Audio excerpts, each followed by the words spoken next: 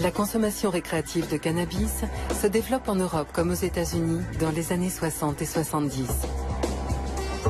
Elle devient vite un symbole de contre-culture très apprécié des médias.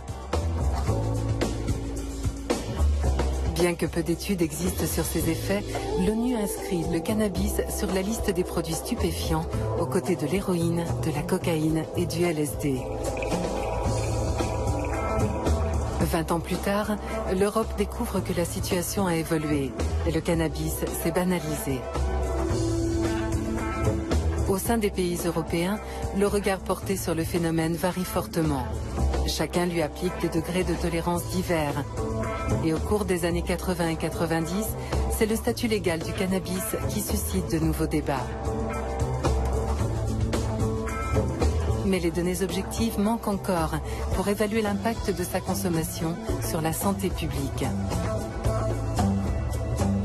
Les études se sont multipliées sur le phénomène et son évolution, sur les effets du cannabis sur l'organisme en général et le cerveau en particulier. Mais la médiatisation de certains résultats semble avoir surtout ravivé les polémiques, inquiété l'opinion et suscité des décisions politiques contradictoires.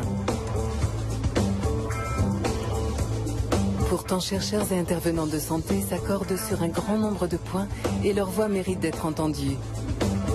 Le cannabis est de loin la drogue illégale la plus consommée dans le monde et il semble bien qu'au cours des 5 dernières années en Europe, sa situation est encore évoluée.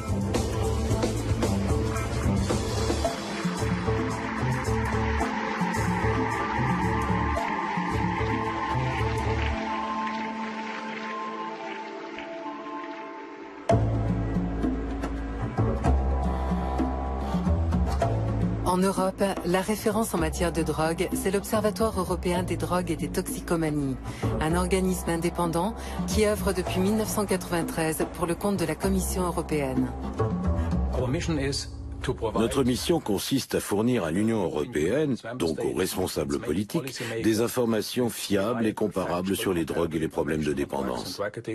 Nous devons fournir une base objective pour l'élaboration des politiques. Composé d'experts de différentes nationalités, l'Observatoire édite chaque année un rapport sur l'ensemble des drogues légales et illégales en Europe. Fin 2008, il a publié sa première monographie consacrée au cannabis. Elle regroupe toutes les données disponibles sur la situation actuelle du cannabis en Europe. En réunissant cette somme d'informations, notre intention n'était pas de réinventer la roue, mais d'établir clairement ce qu'on sait aujourd'hui en Europe.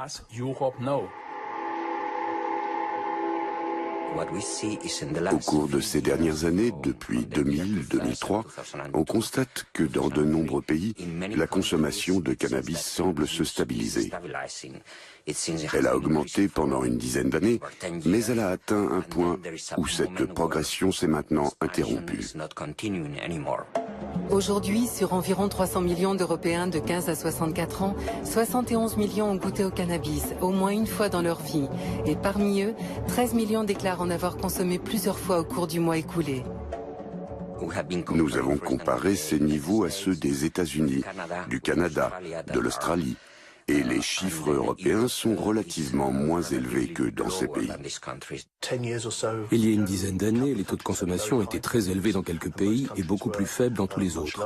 On a vu la consommation progresser dans ces pays et ils sont aujourd'hui beaucoup plus nombreux à avoir des taux moyens à élevés. Premier paradoxe, la répartition des différents niveaux de consommation européens semble sans lien avec le degré de tolérance appliqué par chaque pays.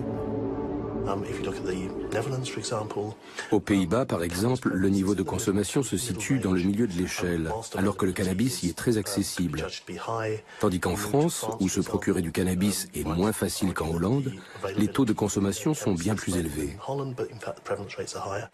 Il est très difficile d'établir un lien direct entre les politiques appliquées au cannabis d'une part et les niveaux de consommation d'autre part. Si ce lien existe, il est sans doute très complexe. À Saint-Denis, à l'Observatoire français des drogues et des toxicomanies, on souligne le profond changement que traduisent ces données. Le cannabis n'est plus une consommation que l'on rencontre uniquement, par exemple, en zone urbaine. On trouve tout à fait des consommations de cannabis à peu près de même niveau en zone rurale.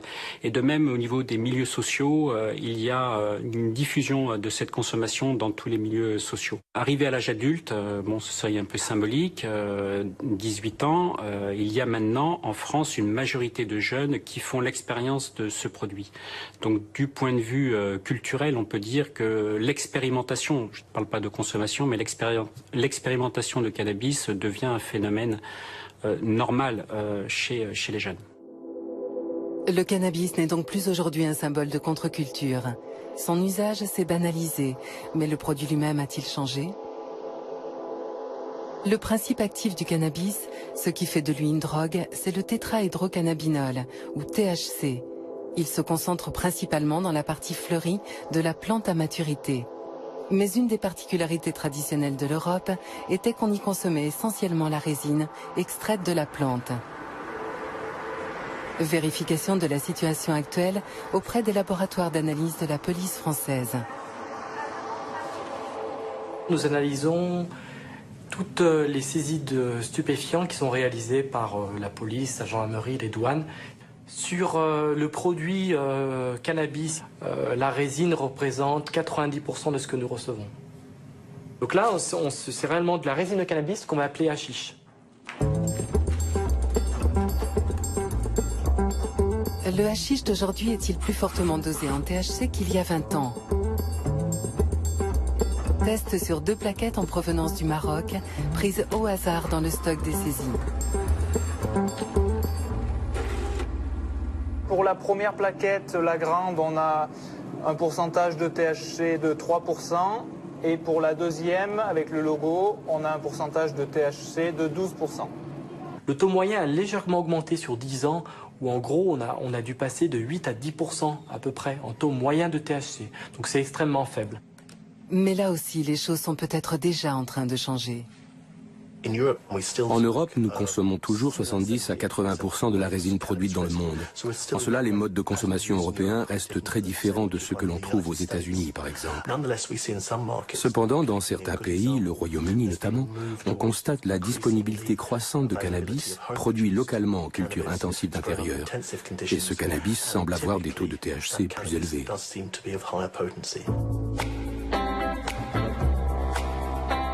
Confirmation de cette tendance à Londres auprès du docteur Leslie King, membre du Conseil consultatif britannique sur l'abus de drogue. 81% du cannabis qu'on trouve aujourd'hui dans la rue est de la sinsémilla, de la skunk, du cannabis issu de cultures intensives. Le développement à grande échelle de la culture d'intérieur a vraiment démarré dans les années 90. Elle utilise des graines sélectionnées. Elles ne sont pas génétiquement modifiées. Elles ont simplement été sélectionnées pour leur capacité à produire des plantes ayant des taux de THC élevés. Ces plantes sont cultivées sous des éclairages intensifs pour qu'elles poussent plus vite et donnent des récoltes plus abondantes. Le pourcentage moyen de THC d'un cannabis de qualité cultivé de cette manière est de l'ordre de 15%. On rencontre parfois des taux supérieurs, mais le plus souvent, ils sont clairement inférieurs et ne se distinguent en rien des produits traditionnellement importés. En fait, au cours des 10 dernières années, la proportion de produits présentant des taux de THC supérieurs à 15% est restée stable. Elle ne représente actuellement que 2 à 3% de l'ensemble du cannabis consommé en Europe. En matière de cannabis, on constate de grands écarts de taux de THC d'un produit à l'autre. Mais est-ce vraiment important en termes de santé publique? Si l'on se réfère au modèle de l'alcool, un verre de vin n'est pas nécessairement plus nocif qu'un verre de bière. Tout dépend de la quantité consommée, de la capacité à adapter sa consommation au produit. On peut même considérer qu'un cannabis fortement dosé en THC a plus de chances de provoquer des effets désagréables chez des consommateurs débutants et pourrait donc les dissuader de consommer. Ce n'est donc pas dans un changement de nature du cannabis que se situent pour le moment les vrais motifs d'inquiétude pour la santé publique. La situation a connu une évolution importante au cours de ces dernières années. Ce n'est pas que la consommation est encore augmentée. Elle est en fait assez stable et nous avons même une bonne nouvelle, elle a commencé à diminuer chez les jeunes. Mais ce qui a changé, ce sont les modes d'utilisation. Sur les 13 millions d'Européens qui ont consommé du cannabis au cours du mois écoulé, 10 millions l'ont fait ponctuellement, souvent dans un environnement festif. Mais environ 3 millions de personnes en Europe consommeraient de manière quotidienne. On a de plus en plus d'usagers qui viennent demander de l'aide dans les centres de traitement, qui se présentent en disant qu'ils ont un problème avec le cannabis. Il ne s'agit plus pour eux de joints entre amis le week-end, mais d'un certain nombre de joints chaque jour. Traditionnellement, le cannabis était une drogue que les gens expérimentaient, consommaient pendant quelque temps, puis abandonnaient naturellement. Il semble que nous ayons aujourd'hui une population qui commence plus tôt, l'utilise pendant plus longtemps et sur un mode qui ressemble plus à celui de la consommation d'alcool. Il est clair que cela va avoir sur le long terme un plus grand impact sur la santé publique. En quoi ces nouveaux modes de consommation vont-ils entraîner de plus grands problèmes de santé publique? À Biarritz, Annie Sasko intervient en prévention auprès de jeunes préadolescents surfeurs pour les sensibiliser à cette question. Mais ceux qui en utilisent, à votre avis, pourquoi ils utilisent ces produits? Ils en ont envie. Pour elle, les dangers de la consommation de cannabis sont bien réels, mais ce ne sont pas ceux auxquels on pense de prime abord. Je pense qu'un des problèmes majeurs du cannabis, c'est certainement qu'il se fume et que tous les produits que l'on fume vont aboutir à la formation de produits de combustion, dont des goudrons, des amines polycycliques aromatiques, un certain nombre de composés dont nous sommes sûrs qu'ils sont des cancérogènes. L'essentiel, c'est de ne pas s'installer dans ce type d'habitude. C'est pareil pour le tabac. C'est pas trop grave d'avoir fumé pendant quelques années, mais par contre, il ne faut pas s'installer dans la durée. Aujourd'hui, dans nos pays, l'importance du tabac est évidemment beaucoup plus grande que celle du cannabis, mais c'est quand même préoccupant. On a des jeunes qui vont fumer tous les jours, plusieurs joints par jour. Et donc, si cette consommation s'étale sur un certain nombre d'années, eh bien sûr, on peut attendre tous les risques que l'on voit avec le tabac, parce que ça devient une consommation au long cours qui est dangereuse. Une préoccupation d'autant plus légitime en Europe, où le cannabis est généralement fumé, mélangé avec du tabac. En mélangeant cannabis et tabac, on a non seulement les risques du cannabis, mais aussi ceux du tabagisme associé. Mais à l'inverse, on constate en Europe un changement vis-à-vis du tabac, tant dans les politiques que dans la perception par le public des risques qu'il entraîne.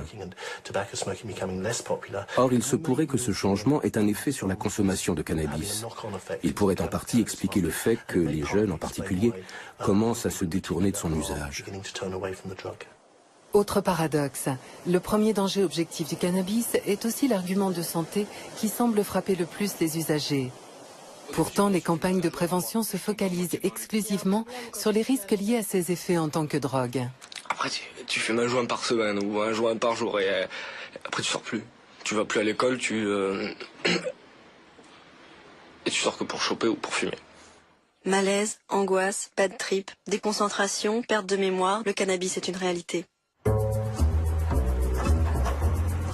Alors que sait-on aujourd'hui des effets psychoactifs du cannabis? Des équipes de neuropharmacologie ont découvert il y a une dizaine d'années qu'il active un très grand nombre de récepteurs disséminés dans toutes les zones de notre cerveau qui réagissent uniquement aux molécules complexes du THC. Un des seuls endroits dans le cerveau où il y a très peu de récepteurs cannabinoïdes, c'est justement dans les centres de contrôle végétatif. C'est une raison pour laquelle le cannabis n'est pas une substance toxique dans les sens qui peut induire la mort. Par contre, si ces récepteurs sont si nombreux partout ailleurs, c'est qu'un système très répandu dans notre cerveau, comme dans celui des souris, produit et utilise naturellement des molécules du même type que le THC. Le cannabis, la seule chose qu'il va faire, c'est augmenter l'activité de ces systèmes endogènes qui s'appellent le système endocannabinoïde. Et ce système endocannabinoïde va être impliqué dans le contrôle de plusieurs réponses physiologiques dans notre cerveau et dans notre organisme. Préciser le rôle exact de ce système et les conséquences de son activation par le cannabis est un des buts du laboratoire. Mais la tâche est particulièrement complexe. Un des rôles qui va jouer le système endocannabinoïde au niveau de la mémoire, c'est faire qu'on oublie tous les souvenirs qui vont avoir un rôle négatif sur notre émotions. Et ça, c'est très important pour avoir un contrôle émotionnel approprié.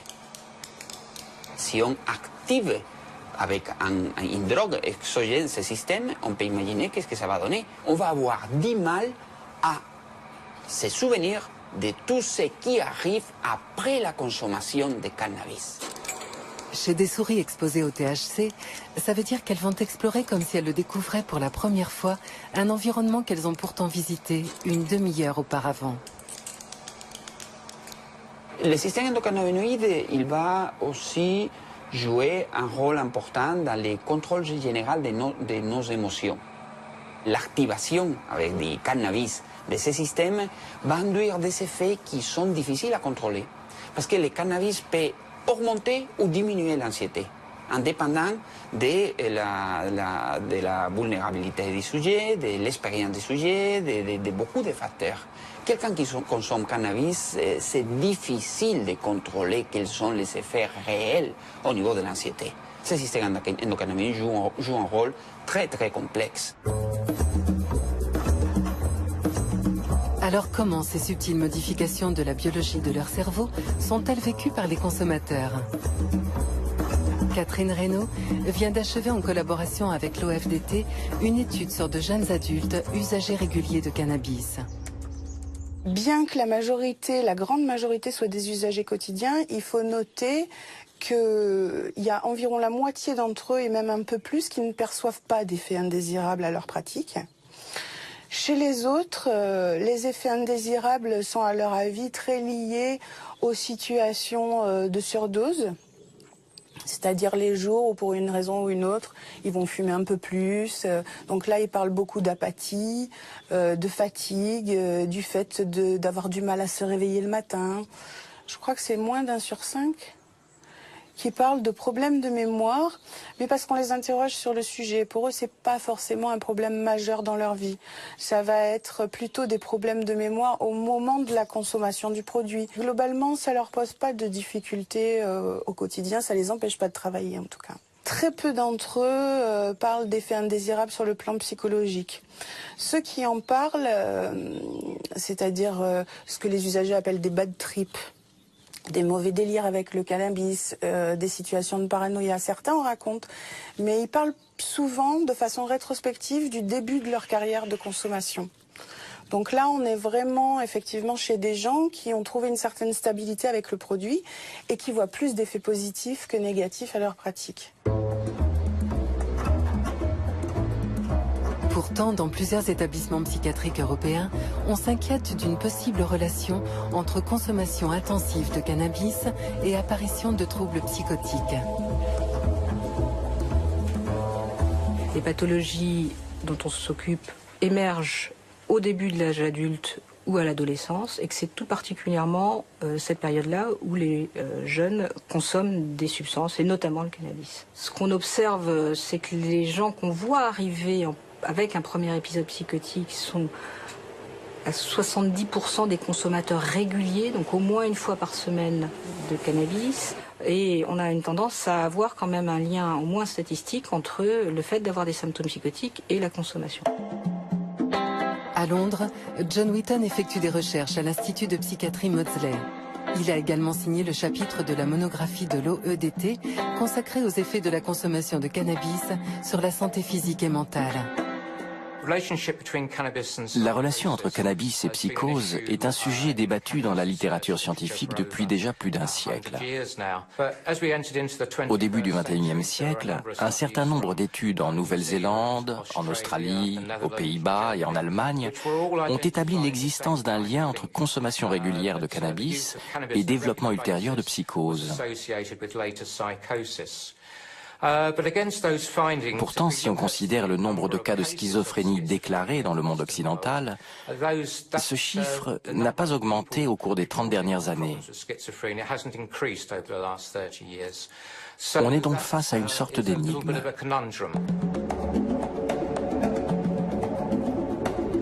Au département des neurosciences de l'Université de Maastricht, l'équipe du professeur Jim Vanos travaille depuis plusieurs années à résoudre cette énigme.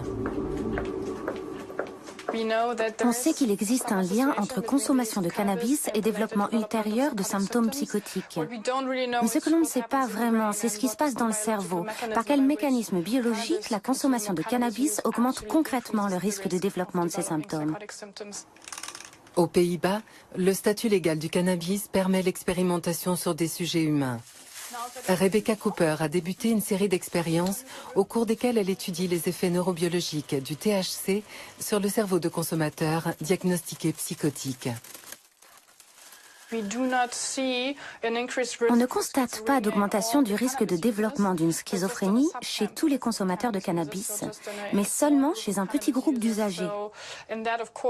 Ce qui conduit bien sûr à l'hypothèse, à la certitude même, qu'il existe des différences de sensibilité à la faculté du cannabis d'induire des psychoses. Après administration de THC, les patients sont introduits dans un scanner de très haute définition. L'objectif, rechercher des interactions possibles entre les modifications neurobiologiques induites temporairement par le THC et celles qui sont habituellement associées aux symptômes psychotiques. Des symptômes psychotiques comme les visions ou les hallucinations ont été associés à un excès de production de dopamine dans une certaine région du cerveau. Et les études sur des animaux ont montré que le THC entraîne également une augmentation de la libération de dopamine dans cette zone. Donc l'idée est que le THC favorise peut-être le risque de développement ultérieur de symptômes psychotiques par l'augmentation de la production de dopamine qu'il induit dans le striatum. Ces expériences dévoileront peut-être une des clés du lien qui associe chez certains cannabis et psychose, mais à l'échelle de la santé publique, le message est déjà clair. D'informer que tout le monde n'a pas les mêmes effets avec le cannabis, c'est une notion extrêmement importante. Et que s'ils ont des effets un peu bizarres, s'ils se sentent pas bien, c'est peut-être pas la peine de continuer. Ils peuvent aussi dire qu'ils ont la migraine quand ils fument, ou bien qu'ils sont allergiques tout simplement, se considérer eux-mêmes comme allergiques. C'est en tout cas un message qu'on fait passer à nos patients, pour lesquels là on sait que nos patients psychotiques qui fument généralement se mettent dans des situations où ils aggravent leurs symptômes. Je leur dis parfois, jeter de l'huile sur le feu, c'est pas la peine. C'est peut-être pas ça complètement qui vous a rendu malade, mais en tout cas, c'est un élément qui ne vous aide pas à vous stabiliser, qui ne vous aide pas à aller mieux. Lorsqu'on parle du lien entre cannabis et schizophrénie, on parle d'un tout petit nombre de personnes. L'ensemble des consommateurs de cannabis a une probabilité extrêmement faible d'être confrontés à ce type de problème. Alors pourquoi les demandes d'aide pour des problèmes liés au cannabis ont-elles augmenté de façon si spectaculaire en Europe au cours de ces dernières années? À Strasbourg, à l'antenne téléphonique du dispositif Drogue, Alcool, Tabac, Faux Services, on constate cette tendance, mais on souligne la variété des motifs d'appel. On a beaucoup d'appels, puisque je crois que c'est 200 000, autour de 200 000 entretiens par an. Et la part du cannabis est très importante dedans. Le premier produit, bon, c'est l'alcool. Mais après vient le cannabis, ça représente à peu près 35% de nos appels.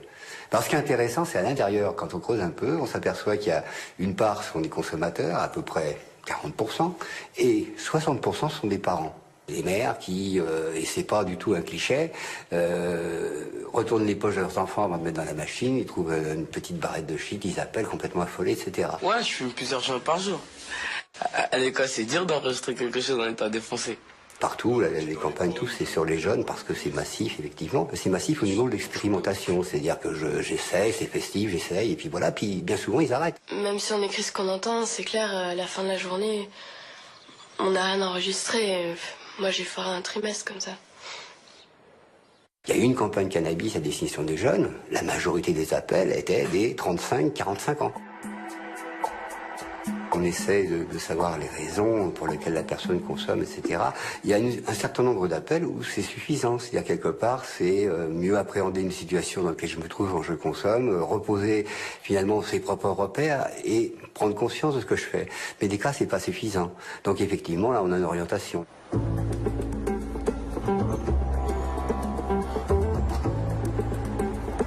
À Berlin, le Therapieladen est la première structure en Europe à avoir proposé dès le milieu des années 80 un accueil et des thérapies spécifiques destinées aux consommateurs de cannabis en difficulté.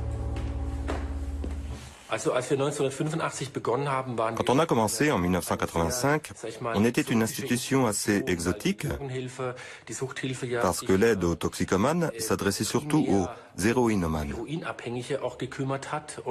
Le cannabis était plutôt considéré comme secondaire et on n'associait pas aux problèmes de dépendance.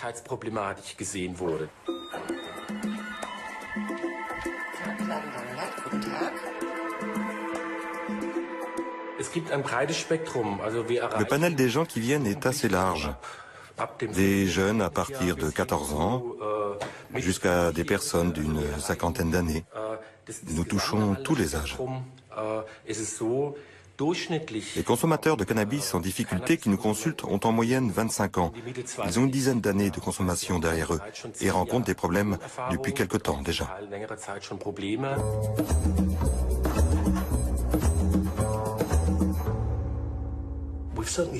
On a clairement constaté une augmentation importante des demandes de traitement au cours des 5 dernières années, même si ces chiffres semblent aujourd'hui se stabiliser. Alors comment l'expliquer? C'est assez difficile. D'une part, il y a eu une augmentation importante des offres de traitement et je pense qu'on a également vu se développer la conscience de l'existence de problèmes liés au cannabis, à la fois au sein des services professionnels et parmi les usagers eux-mêmes.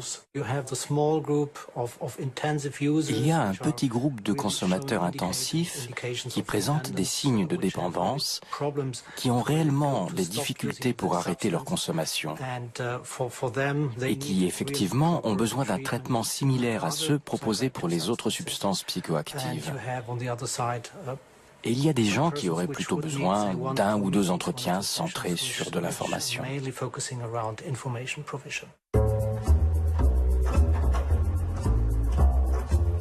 Contrairement à une idée communément répandue chez les consommateurs, le cannabis serait donc susceptible d'entraîner une dépendance? Qu'en pensent à Barcelone les souris du professeur Maldonado?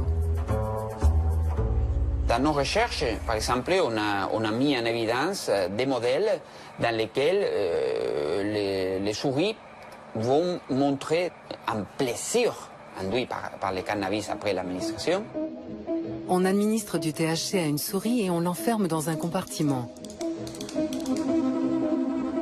Plus tard, on lui administre un produit neutre et on l'enferme dans l'autre compartiment. On reproduit le cycle plusieurs fois et le jour de l'expérience, on lui laisse libre accès aux deux compartiments. Cette souris manifeste un goût prononcé pour le THC. On a aussi montré comment des dérivés du cannabis vont être auto-administrés par une souris. Ça veut dire les souris, de la même façon que l'homme, va chercher la drogue, va s'auto-administrer de la drogue et va à présenter des rechutes dans l'administration de cannabis, même après de longues périodes d'abstinence. Ça veut dire qu'il y a un comportement addictif du cannabis qui peut être aussi mis en évidence dans des modèles chez les rongeurs. En fait, la question reste très débattue. Les mécanismes en jeu dans les phénomènes de dépendance sont au cœur des recherches les plus récentes en neurobiologie. Et chaque nouvelle découverte peut remettre en question l'interprétation des résultats précédents. Si l'animal s'auto-administre un produit, ça ne veut pas dire, et nous pensons que non, que ce produit est addictif. Ça veut dire qu'il peut entraîner une certaine satisfaction qui pousse l'animal à aller reprendre du produit, mais pas forcément la pharmacodépendance. Ce qui s'est passé il y a quelques années, c'est qu'il a été montré que le plaisir était en lien avec la libération d'un neurotransmetteur, en particulier la dopamine. Et que par conséquent, c'est ça où le raisonnement peut s'être trompé, par conséquent, si la dopamine intervient dans la fabrication du plaisir, elle est donc responsable de la fabrication de la dépendance. Ce qu'on est en train de montrer, c'est qu'effectivement, la dopamine intervient dans le plaisir, mais qu'il y a beaucoup de chances pour que cette dopamine qui intervient dans le plaisir n'intervienne pas au niveau de la dépendance. En fait, la dopamine serait une sorte d'esclave d'un système qui se trouve au-dessus d'elle, en amont d'elle, et qui fonctionne avec deux autres neuromodulateurs qui seraient la noradrénaline et la sérotonine. Vous avez un système noradrénergique qui est extrêmement réactif, qui intervient sur votre vigilance, sur la façon dont vous regardez l'environnement, et un autre système sérotoninergique qui, lui, est chargé de vous protéger, de protéger votre cerveau contre les événements extérieurs. Et ce que nous pensons avoir trouvé, c'est que lorsque l'on prend des drogues de façon répétée, on active ces deux systèmes et que la conséquence biologique de cette activation, c'est un découplage. C'est-à-dire que chaque système qui normalement est contrôlé par l'autre et réciproquement, eh bien chaque système devient autonome et il part tout seul, soit vers une pulsion très forte, vers quelque chose, et d'un autre côté, un sérotoninergique qui ne réagit plus, c'est-à-dire qu'il n'y a plus de contrôle des impulsions. Donc là, vous êtes dans la pharmacodépendance. À l'appui de cette nouvelle théorie, l'équipe de Jean-Paul Tassin a démontré que les amphétamines, la cocaïne, l'héroïne et l'alcool entraînent ce découplage. En ce qui concerne le cannabis, eh bien, quand on a essayé de l'injecter à plusieurs reprises, comme on fait pour les autres produits, aux animaux, c'est pas du cannabis qu'on a injecté, mais du tétrahydrocannabinol, à ce moment-là, on n'obtient pas de découplage. Donc on a la notion que le tétrahydrocannabinol en tant que tel ne peut pas entraîner de dépendance. Mais l'exemple du tabac est venu nuancer cette affirmation. La nicotine, eh bien, en tant que telle, elle est considérée comme étant le produit actif du tabac. Or, si on prend la nicotine toute seule, chez l'animal, il n'y a pas de découplage. Il se trouve qu'il y a 3000 autres composants dans le tabac et que parmi eux, il y a ce qu'on appelle des inhibiteurs de monoaminoxydase. Et si on mélange la nicotine et ces produits et qu'on les injecte à l'animal, à ce moment-là, on a le découplage. Dans le cas du cannabis, on est aussi dans cette situation et on peut très bien imaginer que celui qui prend du hashish avec du tabac va donc obtenir un découplage et que le hashish, du coup, va devenir addictif par rapport à l'association qui a été faite entre le produit et le tabac, puisqu'il est souvent fumé dans ces conditions. Donc, vous voyez, la complexité dans laquelle on se trouve, c'est-à-dire que les expériences que l'on réalise, nous, chez les animaux, avec des produits purs, et ne sont pas vraiment ceux de la vraie vie. Donc dans la vraie vie, on se trouve dans des situations qui sont toujours un peu différentes. Alors que se passe-t-il dans la vraie vie? Qui sont les patients qu'on oriente vers des services d'addictologie pour des problèmes de cannabis? Les profils habituels, ce sont des personnes qui ne consomment pas que du cannabis, donc elles consomment du tabac, elles consomment de l'alcool, d'âge moyen, ce que j'appelle l'âge moyen, c'est entre 18 et 35 ans. Ils viennent parce qu'un certain nombre de dommages, un certain nombre de gènes commencent à s'installer. La première des gènes, elle est assez simple. C'est une gène qui est le fait de ne pas pouvoir s'abstenir de consommer ce produit. C'est d'une certaine manière, dit avec d'autres termes, la notion de dépendance qui s'installe. Une dépendance qui peut parfois amener le docteur Benyamina à proposer une hospitalisation de courte durée pour sevrage. Longtemps, on a pensé que le cannabis n'était pas capable de provoquer un syndrome de sevrage. Parce qu'on avait ce biais de réflexion qui recherchait un syndrome de sevrage qui était connu, c'est-à-dire celui de l'alcool, sudation, palpitation, sueur, ou celui de l'héroïne qui était douleur. Voilà. Le cannabis a un vrai syndrome de sevrage. On a affaire à des insomnies, des fasciculations, c'est-à-dire des petites contractures musculaires. On a une irritabilité. Parfois, on peut avoir un syndrome dépressif, un syndrome dépressif discret mais existant. Comment cette dépendance est-elle vécue par ceux qui cherchent à s'en débarrasser? Histoire d'Élodie, 33 ans. Je suis la maman de 2 enfants. En fait, ça faisait très longtemps que je fumais, depuis que j'avais l'âge de 15 ans à peu près. Chaque grossesse et premiers mois à la maison avec le nourrisson ont été des périodes de sevrage que j'ai très bien vécues. Et il y avait toujours un moment où je me disais, ah bah tiens, une petite taffe, exceptionnellement. Et rapidement, je replongeais dans un usage excessif et sans mesure. J'ai vu que malgré tout l'amour que je pouvais porter à mes enfants, c'était pas suffisant pour m'empêcher de fumer. Ça m'a quand même vraiment inquiétée. Sans parler que ça avait une tendance aussi à m'isoler, à me rendre un petit peu paranoïaque en fait.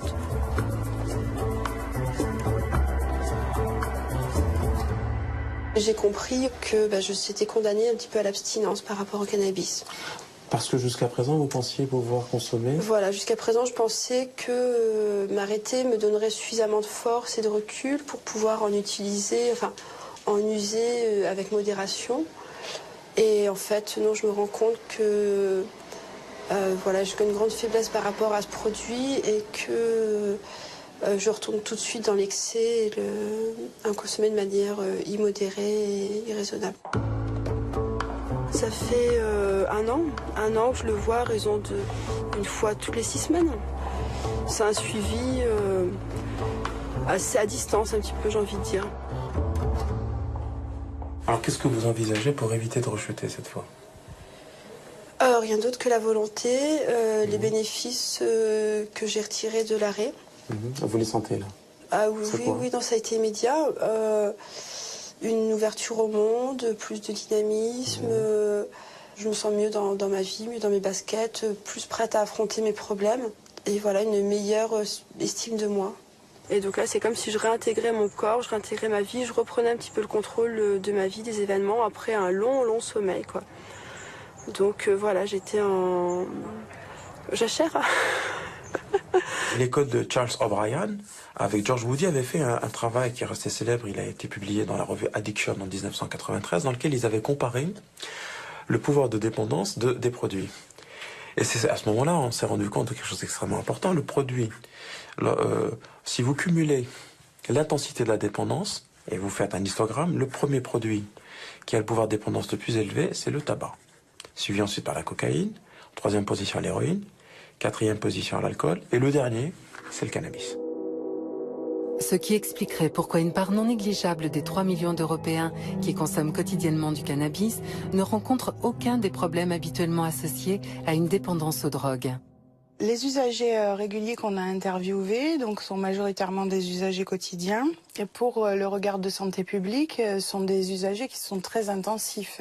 Puisque dans le groupe, on a des gens qui peuvent fumer jusqu'à 20 joints par jour. Pour la grande majorité, on est dans une consommation de 5 à 6 joints quotidiens. Pour eux, qui sont majoritairement des gens qui sont insérés, qui ont réussi leurs études, qui travaillent, le cannabis ne leur a pas posé de difficultés sociales. C'est-à-dire que ça les a pas empêchés de conduire leur vie comme ils l'entendaient. Selon moi, une consommation intensive, même si le sens d'intensif peut être discuté, disons une consommation quotidienne, a sûrement des conséquences, mais n'implique pas forcément des performances diminuées. C'est comme pour l'alcool. Même avec une consommation régulière, on peut rester tout à fait capable d'accomplir de nombreuses tâches. Ça dépend des individus, en fait, de la façon dont la consommation de cannabis s'intègre dans le quotidien. Donc on ne peut pas fixer un seuil de quantité. Cependant, il y a une chose qu'on peut dire clairement. La consommation de cannabis est problématique lorsqu'elle commence très tôt, dans l'adolescence. Les dangers d'une consommation précoce sont sans aucun doute le point sur lequel les chercheurs de tous horizons semblent s'accorder. La période de la préadolescence à la fin de l'adolescence est une période tout à fait cruciale en termes de maturation cérébrale. Le rôle des cannabinoïdes au cours de cette période-là commence à être un tout petit peu étudié, et pour l'instant encore relativement mal connu, mais manifestement le système endocannabinoïde joue un rôle dans cette maturation-là. Lorsqu'on expose des rats au cours de la période péripubertaire, donc des rats adolescents, On observe des modifications à très long terme chez le rat devenu adulte et qui concernent notamment des anomalies de filtrage sensoriel, des anomalies attentionnelles, des anomalies dans les interactions sociales. On sait que les mêmes tests faits chez des rats qui ont été exposés cette fois-ci avec les mêmes doses, même durée, mais à l'âge adulte, induisent un profil d'anomalie complètement différent et beaucoup plus minime. Si nous supposons que le modèle que l'on propose, à savoir ce découplage, est le bon, ce découplage, ou plutôt ce couplage, il s'est mis en place après la naissance. L'individu, quand il naît, il a relativement peu de systèmes modulateurs qui sont en place. Certains ont atteint leur cible, mais relativement peu. Et les interactions qui vont se créer entre ces systèmes vont se faire en fonction de l'environnement et au cours des premières années et jusqu'à l'adolescence. Donc, la solidité de ce couplage dépend de l'histoire de l'individu. Et donc, par conséquent, la proportion ou la propension à défaire ce couplage suivant les drogues dépend de l'histoire de l'individu. Ce qu'on est sûr, c'est que l'un des principaux facteurs pour les pronostics de l'addiction et pour la vulnérabilité à consommer d'autres drogues, c'est l'âge dans lequel la première consommation de drogue a eu lieu, n'importe laquelle.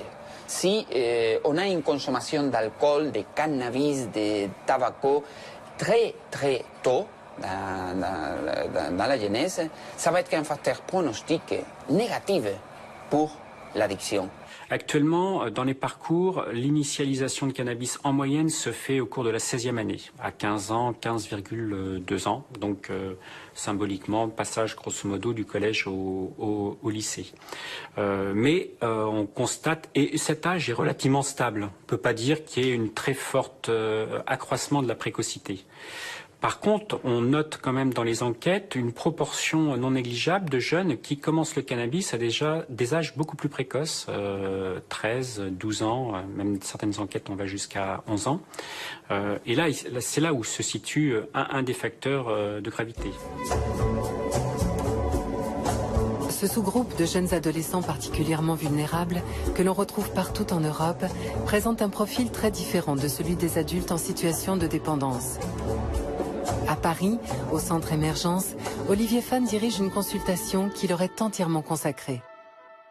On accueille sur la consultation jeunes usagers les adolescents et leurs parents qui présentent des problèmes de conduite addictive, que ce soit essentiellement cannabis, alcool, tabac et jeux vidéo. Nous, les parents, on ne s'en est pas aperçus qu'ils fumaient du cannabis. C'est en fait une personne qui était dans le collège où il était qui nous a prévenus.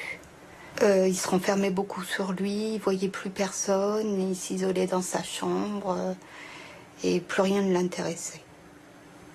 Souvent, les parents constatent qu'il y a une chute du rendement scolaire avec une imputabilité probable du cannabis ou de l'alcool. Ça, c'est la première raison de consultation. La deuxième, ça va être l'ambiance familiale, le non-respect des règles, l'impression qu'il n'y a plus aucune accroche avec l'adolescent. Les enquêtes montrent qu'il y a des liens évidents entre difficultés scolaires, difficultés familiales et consommation de cannabis. Après, de savoir dans quel sens s'établit le lien, c'est beaucoup plus complexe. Mais il y a des liens évidents. C'est une situation d'un adolescent qui nous est adressé pour une forte consommation d'alcool et de cannabis. Cette consommation a des répercussions sur le plan scolaire, puisqu'il n'est plus scolarisé et qu'il n'a plus projet d'avenir. Ça a une répercussion sur les relations familiales, puisque la famille est en train de s'épuiser d'essayer de le faire abandonner cette consommation, et des répercussions sur l'environnement. Bonjour. On y va? Oui. Il y a 1 an et demi, pourquoi vous êtes venu? Qu'est-ce qui se passait dans votre vie à ce moment-là?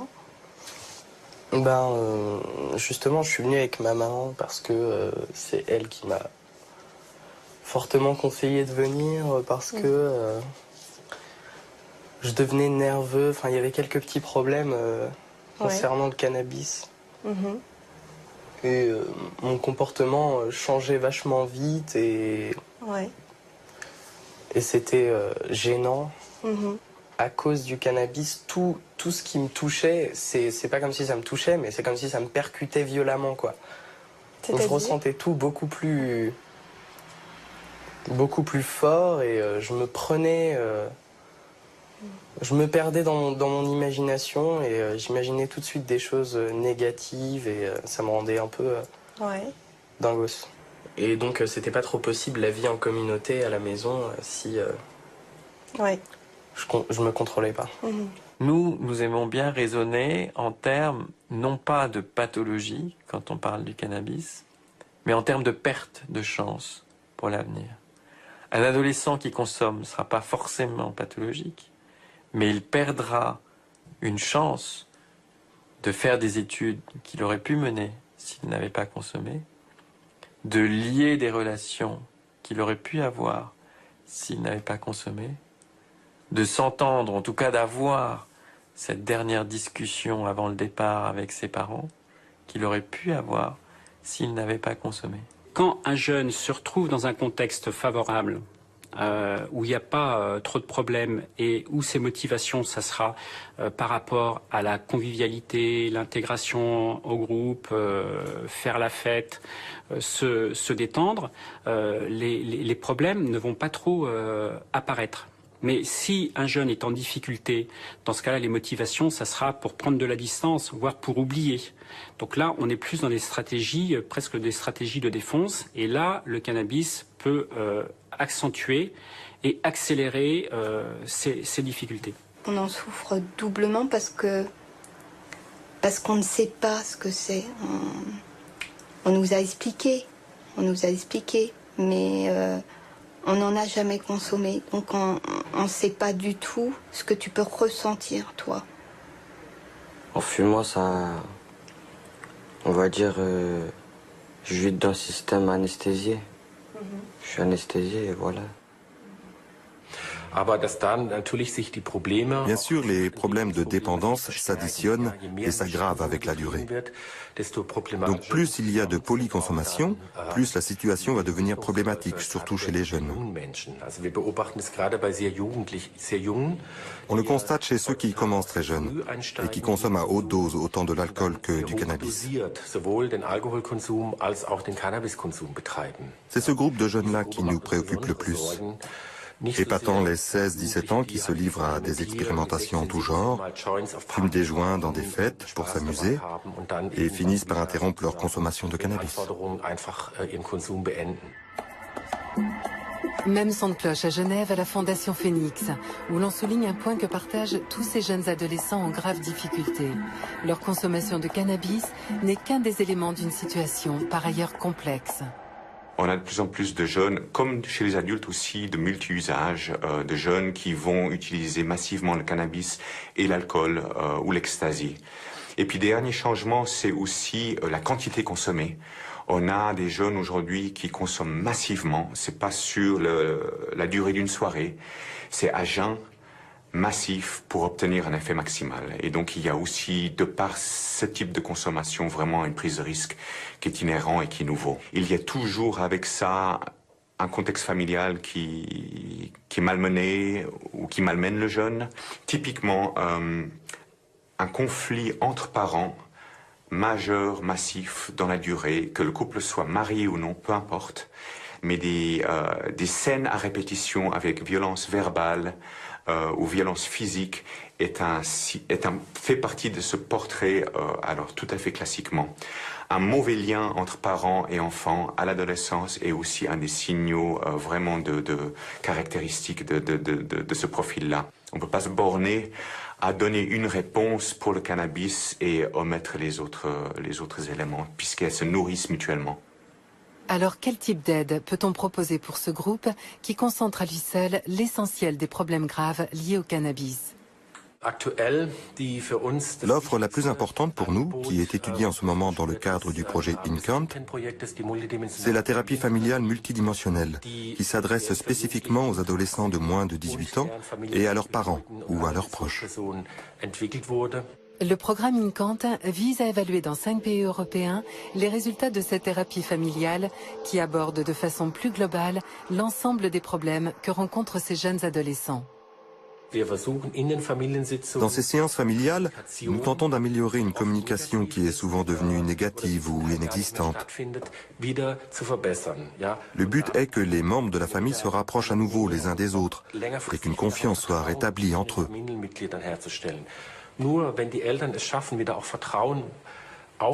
Ce n'est que si les parents parviennent à regagner la confiance de leurs enfants qu'ils retrouveront une autorité parentale et pourront leur dire ce qu'ils ont le droit de faire ou pas. À Genève, la famille Bûcher a suivi avec Philippe Nielsen la thérapie familiale que teste le programme InCant. C'est une des situations qui m'avait été orientée par la justice. Quentin, qui à l'époque, sauf erreur, avait 15 ans, était en prison.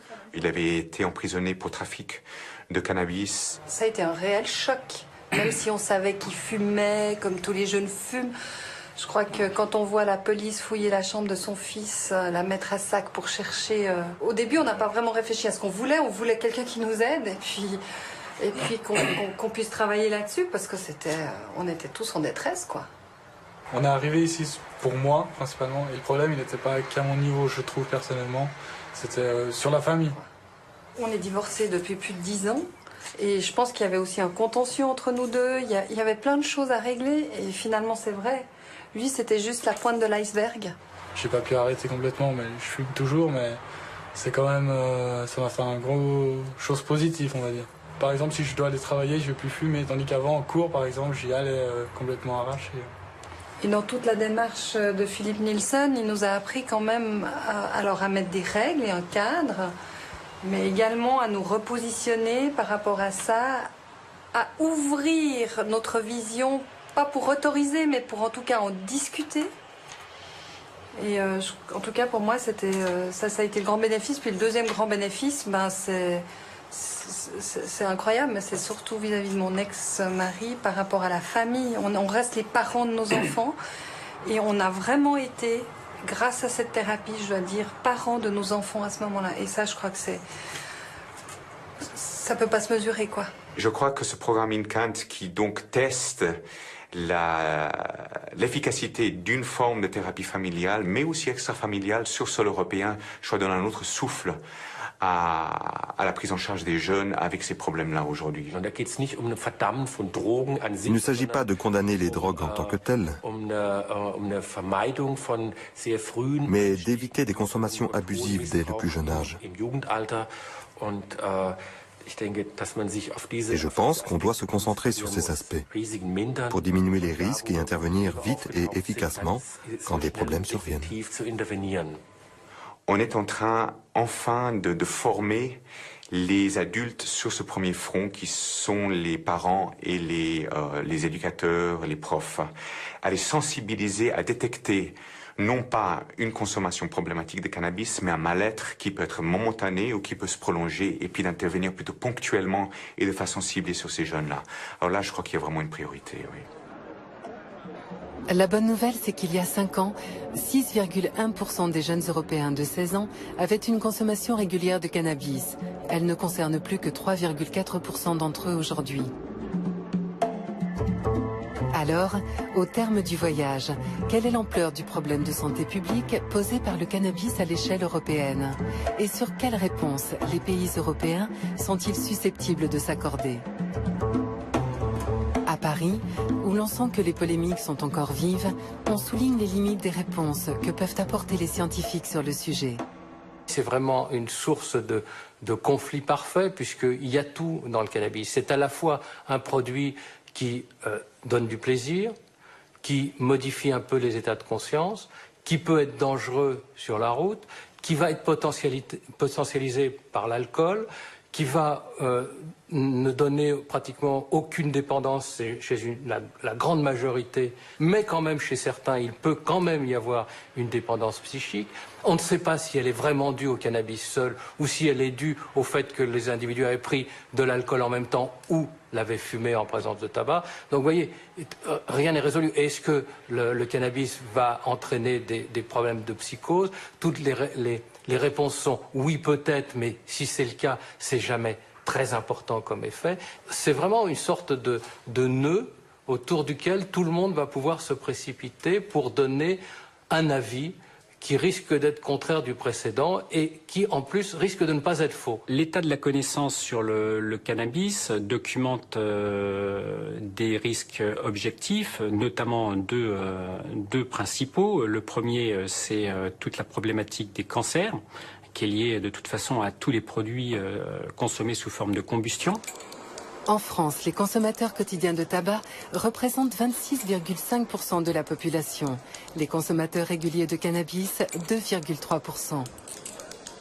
On a aussi documenté récemment l'enjeu de la mortalité sur la route liée au cannabis, en estimant environ 200 décès par an.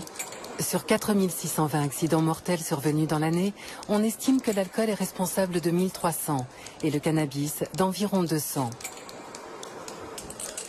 En France, les enjeux majeurs de santé publique, c'est avec les produits, le tabac et l'alcool. On est là en termes de coût social, en termes de mortalité liée à la consommation de ces produits, sur des ordres de grandeur qui sont sans commune mesure avec le cannabis. À l'Observatoire européen, on souligne plutôt la constance des avis rendus au fil du temps par les comités d'experts des différents pays. Les gouvernements de nombreux pays, l'Australie, le Canada, la Nouvelle-Zélande, les États-Unis et en Europe, la Suisse, l'Angleterre, la France, ont cherché à comprendre quels sont les véritables dangers du cannabis et quelle est la meilleure réponse face au cannabis. Nous avons relevé 3 points que l'on retrouve dans toutes ces études. Premier point, le cannabis n'est pas un produit inoffensif. C'est très clair dans toutes les études. Ce n'est pas de l'eau pure. Il y a des risques associés à sa consommation. Néanmoins, le second point stipule que ces dangers ont été surévalués, exagérés dans la façon dont le cannabis est présenté au public et dans la manière dont son usage est régulé par les législations. Le troisième point est plutôt une recommandation que l'on retrouve dans tous ces travaux. Au lieu de sanctions pénales, la meilleure façon de répondre à l'usage illicite du cannabis serait d'appliquer des solutions alternatives, comme par exemple des amendes, un traitement ou une assistance si besoin, ou des sanctions administratives. Chaque fois qu'un comité scientifique a été consulté par son gouvernement sur la question du cannabis, ses conclusions ont été similaires. Alors pourquoi les pays européens ne s'appuient-ils pas sur ce socle commun pour harmoniser leur politique ? Nous allons aussi loin que possible, mais j'imagine que derrière cette question, vous me demandez jusqu'à quel point nous influençons les politiques. Et si c'est le cas, eh bien, sachez que ce n'est pas notre rôle. Nous fournissons nos informations et nos analyses aux politiques et il leur appartient ensuite de prendre leurs décisions. Il y a de nombreuses différences, mais je pense qu'elles découlent toutes du fait que la législation internationale impose, avec quelques réserves, l'obligation de considérer la possession de cannabis comme un délit.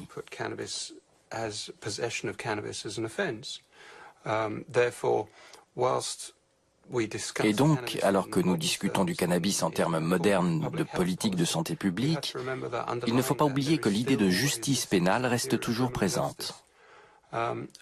Donc, chaque pays cherche à trouver un équilibre entre la dimension pénale et la dimension de santé publique.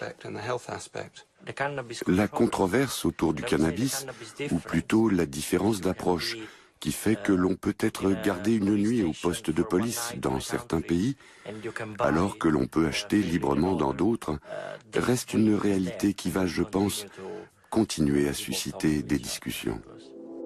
En fait, les questions de santé publique posées par la banalisation du cannabis ressemblent beaucoup à celles que suscitent nos consommations massives de drogue légale. Elles nous renvoient finalement aux ambiguïtés de notre attitude à leur sujet. Il n'y a pas de politique européenne commune sur l'alcool. L'âge légal varie, qui peut en acheter, en boire, où l'on peut en boire.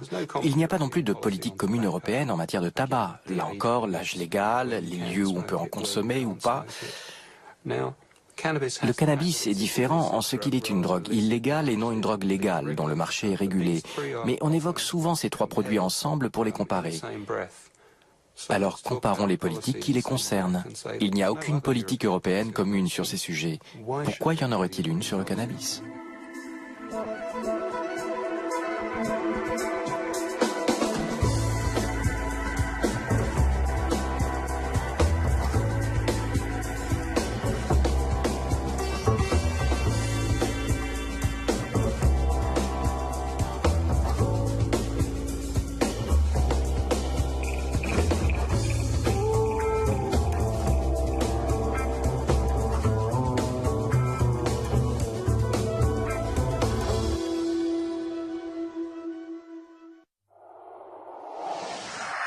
Ne peut pas entraîner de dépendance.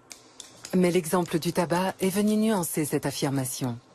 La nicotine, eh bien, en tant que telle, elle est considérée comme étant le produit actif du tabac. Or, si on prend la nicotine toute seule, chez l'animal, il n'y a pas de découplage.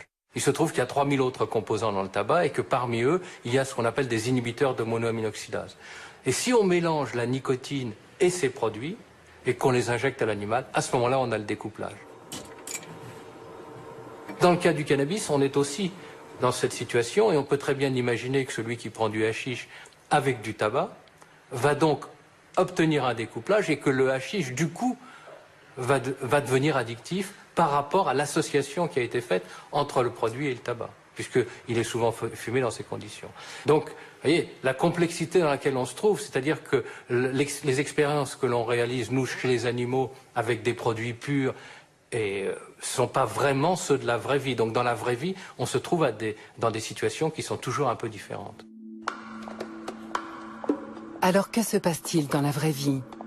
Qui sont les patients qu'on oriente vers des services d'addictologie pour des problèmes de cannabis ? Les profils habituels, ce sont des personnes qui ne consomment pas que du cannabis, donc elles consomment du tabac, elles consomment de l'alcool, d'âge moyen, ce que j'appelle l'âge moyen, c'est entre 18 et 35 ans. Ils viennent parce qu'un certain nombre de dommages, un certain nombre de gènes commencent à s'installer. La première des gènes, elle est assez simple. C'est une gêne qui est le fait de ne pas pouvoir s'abstenir de consommer ce produit. C'est d'une certaine manière, dit avec d'autres termes, la notion de dépendance qui s'installe. Une dépendance qui peut parfois amener le docteur Benyamina à proposer une hospitalisation de courte durée pour sevrage. Longtemps, on a pensé que le cannabis n'était pas capable de provoquer un syndrome de sevrage. Parce qu'on avait ce biais de réflexion qui recherchait un syndrome de sevrage qui était connu, c'est-à-dire celui de l'alcool, sudation, palpitation, sueur, ou celui de l'héroïne qui était douleur. Voilà. Le cannabis a un vrai syndrome de sevrage. On a affaire à des insomnies, des fasciculations, c'est-à-dire des petites contractures musculaires. On a une irritabilité. Parfois, on peut avoir un syndrome dépressif, un syndrome dépressif discret mais existant. Comment cette dépendance est-elle vécue par ceux qui cherchent à s'en débarrasser ? Histoire d'Élodie, 33 ans. Je suis la maman de 2 enfants. En fait, ça faisait très longtemps que je fumais, depuis que j'avais l'âge de 15 ans à peu près. Chaque grossesse et premiers mois à la maison avec le nourrisson ont été des périodes de sevrage que j'ai très bien vécues. Et il y avait toujours... Malmené ou qui malmène le jeune. Typiquement, un conflit entre parents majeur, massif, dans la durée, que le couple soit marié ou non, peu importe. mais des scènes à répétition avec violence verbale ou violence physique fait partie de ce portrait, alors tout à fait classiquement. Un mauvais lien entre parents et enfants à l'adolescence est aussi un des signaux vraiment de caractéristiques de ce profil-là. On ne peut pas se borner à donner une réponse pour le cannabis et omettre les autres éléments, puisqu'elles se nourrissent mutuellement. Alors, quel type d'aide peut-on proposer pour ce groupe qui concentre à lui seul l'essentiel des problèmes graves liés au cannabis? L'offre la plus importante pour nous, qui est étudiée en ce moment dans le cadre du projet InCant, c'est la thérapie familiale multidimensionnelle, qui s'adresse spécifiquement aux adolescents de moins de 18 ans et à leurs parents ou à leurs proches. Le programme InCant vise à évaluer dans 5 pays européens les résultats de cette thérapie familiale qui aborde de façon plus globale l'ensemble des problèmes que rencontrent ces jeunes adolescents. Dans ces séances familiales, nous tentons d'améliorer une communication qui est souvent devenue négative ou inexistante. Le but est que les membres de la famille se rapprochent à nouveau les uns des autres et qu'une confiance soit rétablie entre eux.